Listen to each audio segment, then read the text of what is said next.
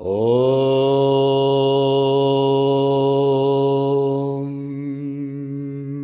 Kayena vacha manasyendrayirva Bhutyatmanava prakriti swabhava Karomi adyat sakalam paresma Narayanayeti samarpayami Narayanayeti samarpayami.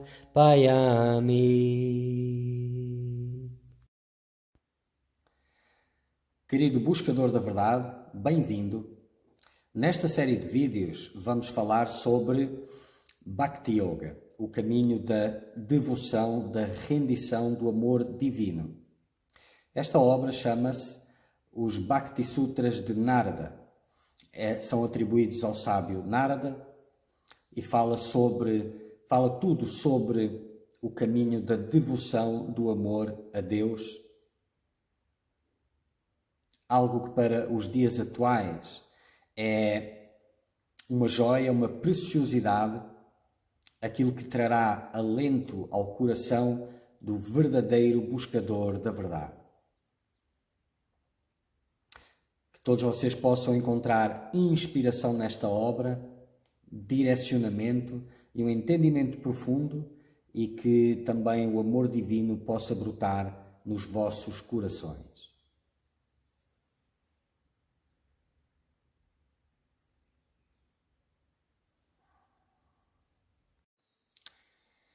Vamos falar sobre a origem dos Narada Bhakti Sutras. Foi um diálogo que aconteceu entre o sábio Narada e Shri Ved Vyasa. Shri Ved Vyasa foi o compositor dos Vedas, do Mahabharata, dos Puranas e outras obras. Ele era um rishi, aquele que vê o conhecimento, que recebe o conhecimento através de Deus. Então, Shri Ved Vyasa estava em seu eremitério de Badarikashram. Um dia, o rishi, que também era um rishi, Narada, não é? Foi ao seu ashram durante as suas andanças, pois ele é um andarilho que anda pelos 3 mundos constantemente, cantando e contando as histórias do Senhor. Shri Ved Vyasa deu as boas-vindas ao rishi com os devidos ritos. Era apropriado, quando se recebia um rishi, um santo, determinados ritos em demonstração de respeito. E disse: o homem busca a liberdade, mas sem devoção é seco. A devoção é o único caminho para alcançar a salvação. Todos os outros têm importância apenas na medida em que lhe são auxiliares.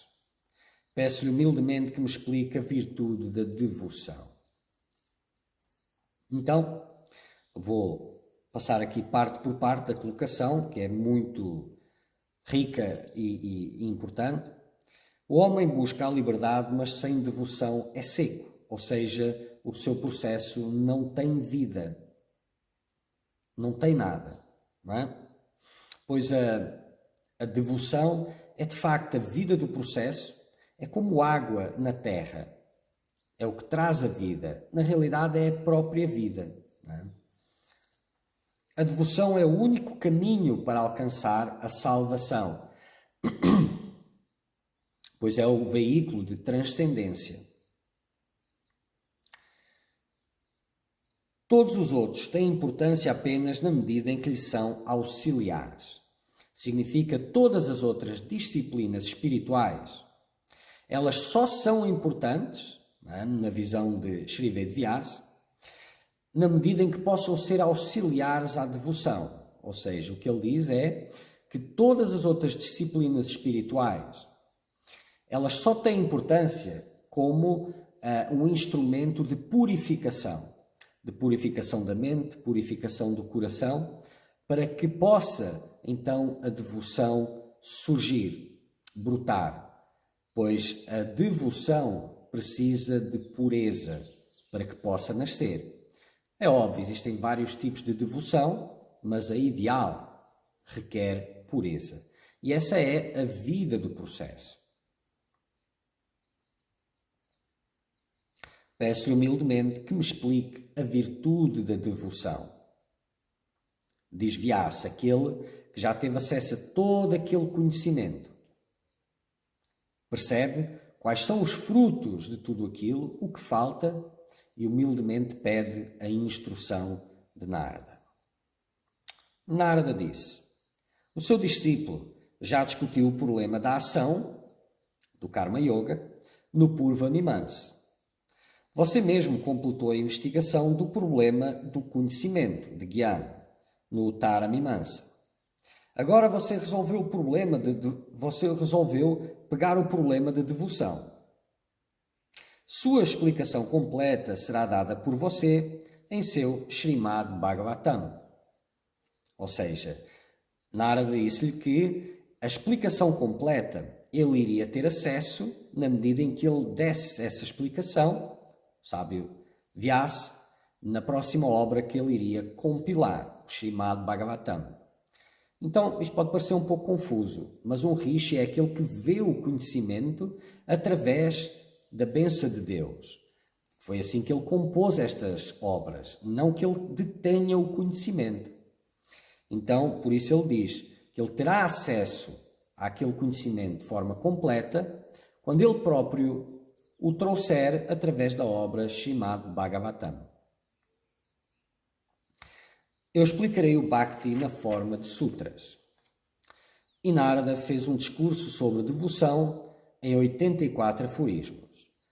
A coleção desses sutras é conhecida como os Narada Bhakti Sutras. Vamos falar agora um pouco sobre a vida de Narada. Eu vou ler um pouco da sua história e comentar onde for necessário.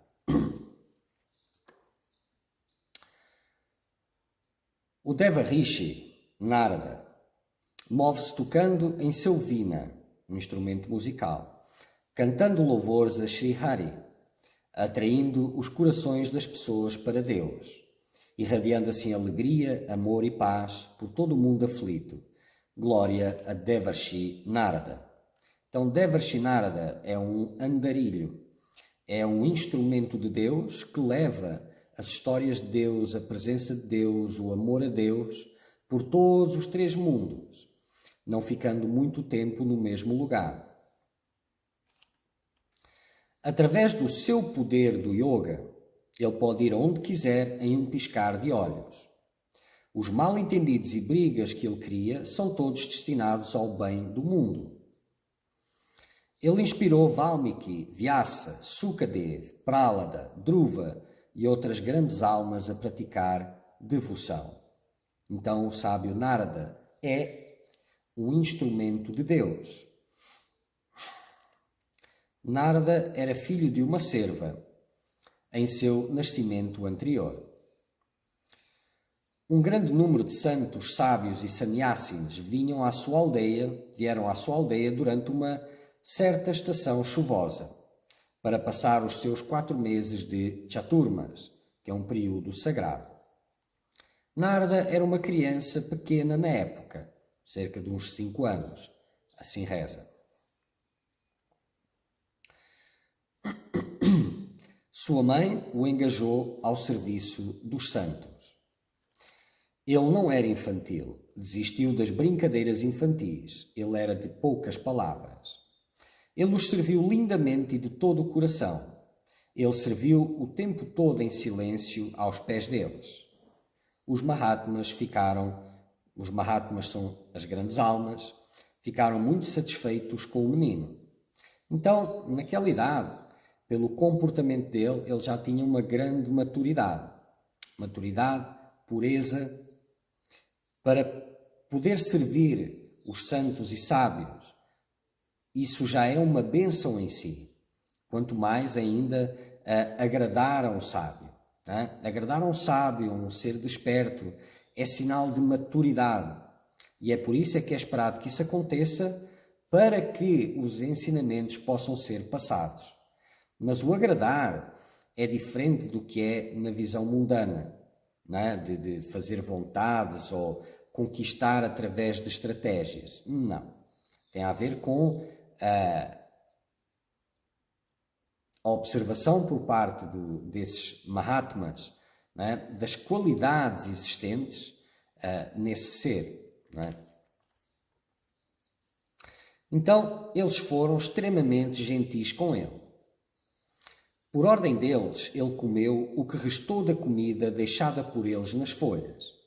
Aqui no Ocidente, isso pode parecer um pouco estranho, mas não é. A comida de um Mahatma, de uma grande alma, de um ser deste nível, eles nunca comem a comida sem oferecerem antes a Deus. Então esta comida, ela fica carregada através deles, não é? Porque são seres que estão em contato com Deus. Falaremos disso mais para a frente. Através deles a comida fica carregada com a energia de Deus, com a consciência de Deus, com a presença de Deus. Então deixa de ser comida comum, passa a ser prasad, que é um termo para essa comida que está abençoada, que é uma comida divina. E desta forma, seus pecados foram destruídos por este ato, pelo ato de comer o resto da comida daqueles Mahatmas. Seu coração tornou-se puro. Ele ouviu as belas histórias de Sri Krishna recitadas por eles. Ele gradualmente desenvolveu Bhakti. Isto é o que vem, é o fruto da associação com os santos, que é o que se chama Satsang. Com os santos ou despertos, Satsang. A sua mente tornou-se firme e estável. Os Mahatmas lhe deram instruções especiais e revelaram o segredo do conhecimento divino. Não é?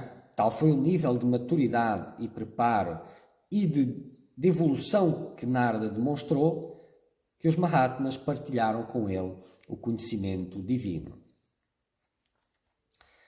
Os Mahatmas deixaram a aldeia.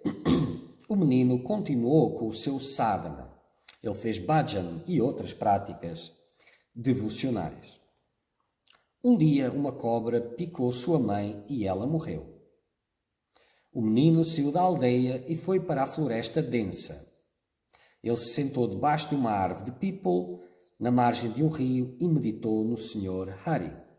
Então o menino, depois de todo este contato, com a morte da mãe, ao invés de ir procurar apoio e proteção noutras pessoas ou outras aldeias, ele se retirou para a floresta para meditar em Deus. O Senhor se revelou em seu coração. Os pelos do seu corpo ficaram eretos. Ele esqueceu tudo sobre o mundo e até mesmo a consciência da sua própria existência. Ele estava imerso no oceano de bem-aventurança. Então, de repente, a forma de Sri Hari desapareceu. O menino ficou muito triste. Ele novamente tentou ter a visão do Senhor. Ele ouviu uma voz do céu. Ó filho, você não pode obter minha visão novamente no presente nascimento. Eu me revelei a você agora para aumentar e fortalecer seu amor por mim. Você criou uma forte devoção a mim através da influência de satsang, com os sábios e santos com que ele tinha estado. Mesmo por um período curto de tempo. Como era uma alma mais pura, ou seja, já mais num outro nível de evolução, só um pequeno tempo de satsang já teve todo aquele impacto.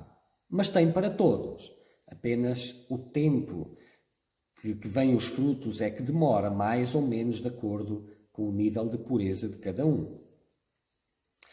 Ao deixar seu corpo atual, você será um devoto muito querido e próximo a mim, disse Deus para ele. Você se apegará a mim e se lembrará por minha graça dos incidentes de seu nascimento atual, mesmo após o término deste kalpa, deste ciclo de criação do mundo. O menino deixou o lugar e andou pelo mundo cantando as glórias e os nomes do Senhor. Ele desistiu da associação com o mundo. Com o passar do tempo, o seu corpo pereceu. Ele alcançou o corpo puro e divino de um companheiro de Deus. Falaremos mais para a frente também sobre isto. No final do Kalpa, ele entrou no coração de Brahma através da sua respiração, quando Brahma se deitou no oceano de dissolução, retirando toda a criação para dentro de si. Ao final de 1000 yugas, ele saiu da sua respiração com Maricha e os outros rishis, quando Brahma começou a recriar o mundo. Desde então, Narada está se movendo pelos 3 mundos, tocando Vina, que foi um presente em amor divino do próprio Deus, e cantando os seus esportes.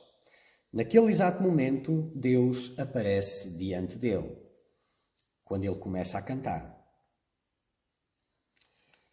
Narada é dotado do conhecimento de todos os frutos dos Vedas, para ter uma noção, não é, da grandiosidade daquele ser. Ele conhece bem o Dharma. Ele tem conhecimento perfeito dos Itihasas, que são histórias como o Ramayana e Mahabharata, e dos Puranas, os textos sobre Deus e as suas formas, as suas encarnações.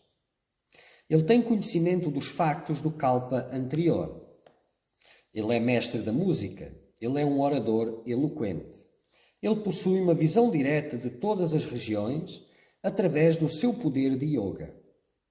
Ele é um grande professor de devoção. Ele é a própria personificação da devoção.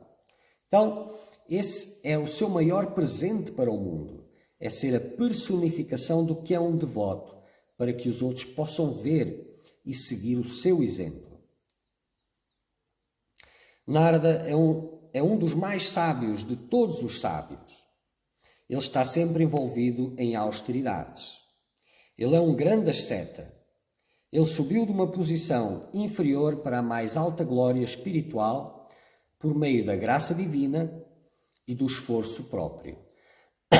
Graça divina e esforço próprio andam de mãos dadas. Sem um, não tem o outro.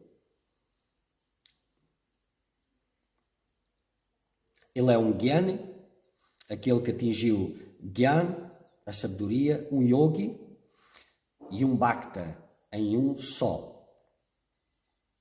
Ele é um conhecedor de Brahman, o Absoluto. Ele é um vidente dos mantras védicos. Ele é um salvador. Ele é um reformador. Ele é honrado em todos os lugares. Para muitos isto pode ser bem contraditório. Ser um conhecedor de Brahman, o Absoluto, e ser um instrumento de Deus e manter um corpo e etc. Mas há muitos mistérios que, para muitos são mistérios, não são. A criação é muito, muito além daquilo que é imaginado.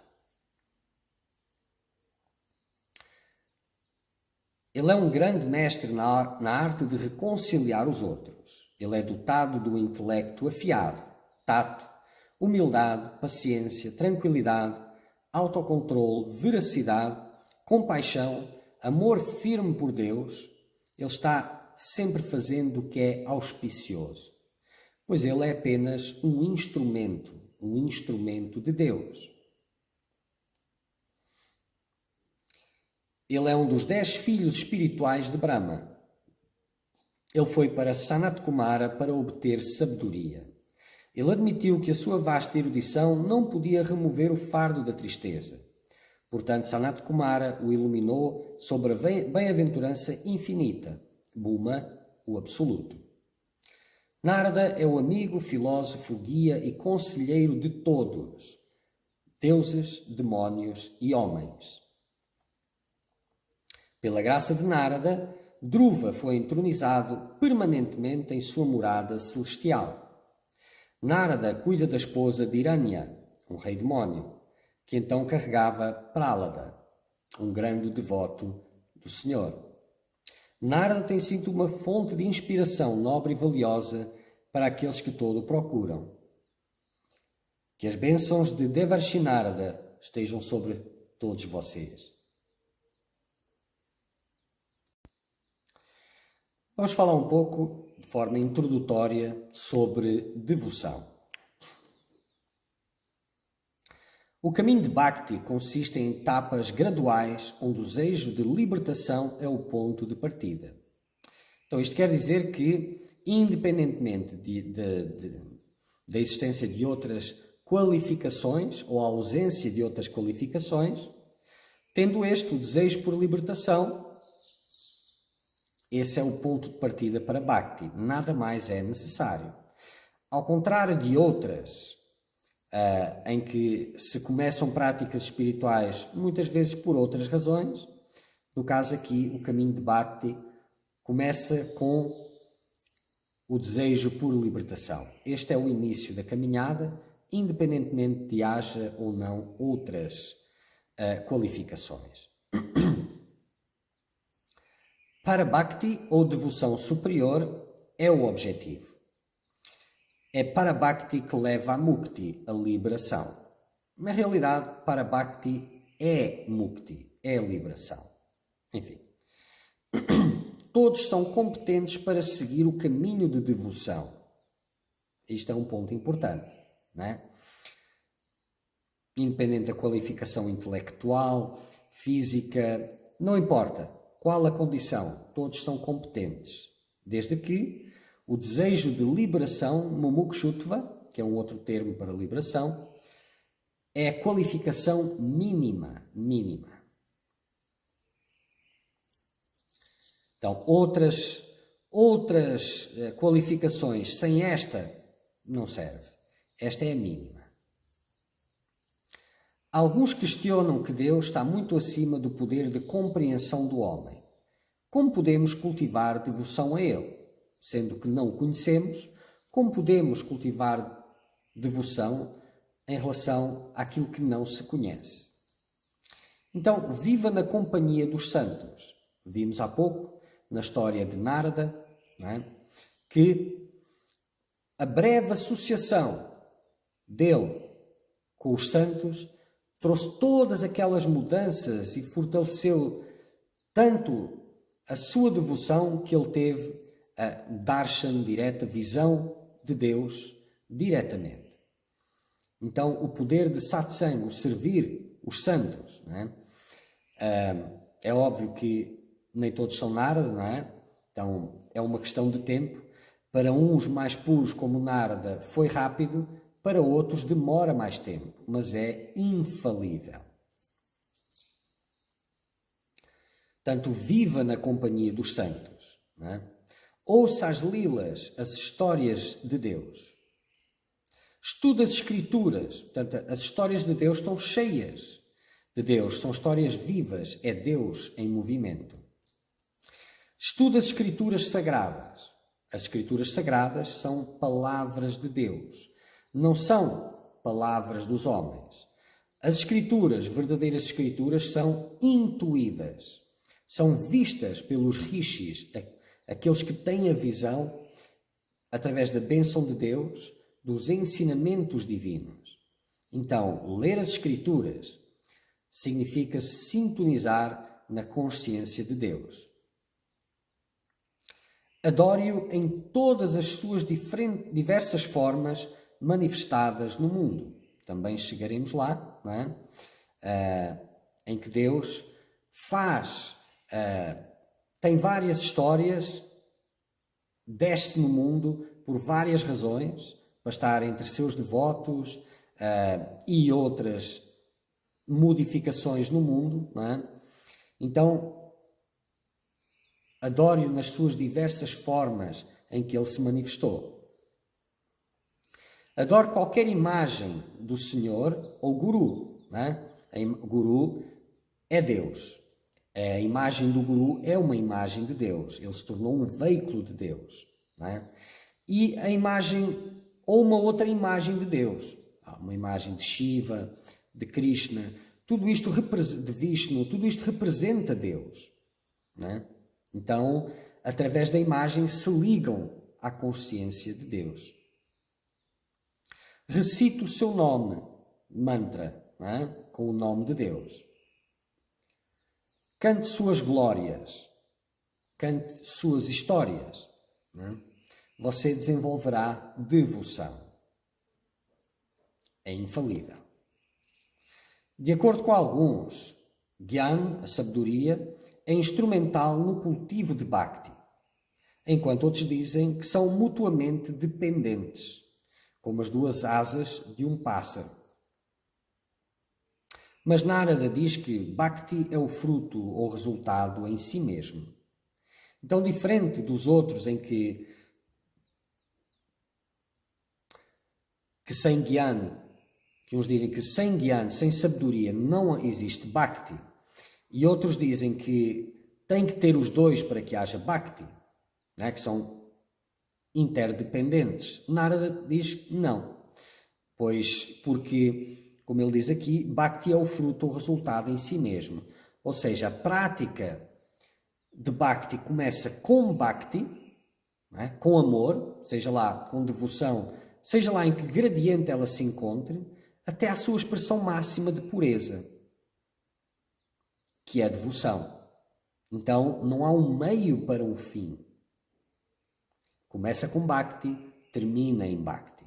Começa com Bhakti ainda não puro e termina com Bhakti puro. A devoção é o sentimento mais elevado. De todos os sentimentos, a devoção é o mais elevado.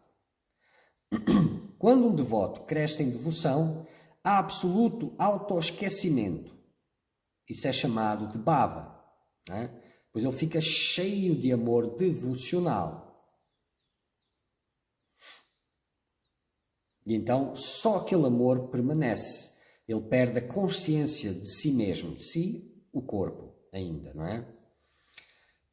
Então cresce em Mahabhava, em um grande bhava, quando o devoto vive, se move e tem seu ser no Senhor, em Deus, em sintonia completa.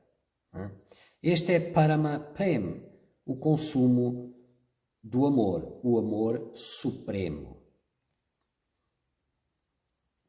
Existem dois estágios em Apara, ou Bhakti inferior. O primeiro estágio é chamado de Gauna, ou secundário. O segundo estágio é Mukhya, ou primário. Em Gauna Bhakti há influência de Rajaguna. Então, significa que neste primeiro estágio existe também influência de Tamas, mas isso é quando a devoção é praticada para fazer mal a alguém. Não é? Com certeza não é o caso de um buscador da verdade. Mas, quando existe a influência de rajas, é quando existem ainda desejos no buscador. Como, de alguma forma, ainda olha para Deus como um meio para algo, ao invés de como um fim em si mesmo. De alguma forma, aquela devoção ainda almeja algum tipo de melhoria na vida mundana, na vida do corpo. E isso é a influência do Guna Rajas. Né? Em Mukhya Bhakti há a influência de Sattva Guna. A mente está calma e serena. A meditação se torna firme e estável. O devoto está na presença de Deus. Então, a diferença entre estes dois, e isto é importante, não é? É que enquanto estiver a mente sob a influência do Guna Rajas, não haverá estabilidade na mente, não haverá estabilidade da meditação, a mente continuará agitada, não é? E não terá estabilidade nas práticas, enquanto houver a presença do Guna Rajas, enquanto houverem desejos na mente do buscador, no coração do buscador, enquanto a sua devoção for condicional. Ele é devoto porque ele espera algo em troca. Na presença no Sattva Guna, né? A mente está calma e serena, por oposição. Né? A meditação se torna firme e estável. O devoto está na presença de Deus. Ele está consciente da dualidade, ainda não transcendeu a dualidade. Falaremos disto um pouco melhor mais para a frente, né? Em Parabhakti, o devoto alcança a plena graça do Senhor, conhecimento e plena iluminação. Aqui há a transcendência dos gunas. Ele se funde no Senhor, perde a sua identidade. Ele se torna um com o Senhor. Ele torna-se um com Deus. Se torna Deus. Pois o corpo passa a ser um instrumento da consciência divina, sendo que o indivíduo já não está mais lá. O amor a Deus, ou a devoção, destrona o ego e entroniza o Senhor no seu lugar. Então o indivíduo dissolve e a consciência de Deus permanece no seu lugar. O clímax do amor é o amor por Deus. De todos os amores que existem, o amor por Deus é o auge de todos eles. Serviço aos santos, estudo da literatura Bhakti, caridade, autocontrole, humildade, japa, kirtan, oração. Esta é a preparação para o amor de Deus. Falaremos mais sobre cada um destes na sequência. Tvameva mata cha pita tvameva tvameva bandhushka sakha tvameva tvameva vidya dravinam tvameva tvameva sarvam mama deva deva Tvameva sarvam mama deva deva.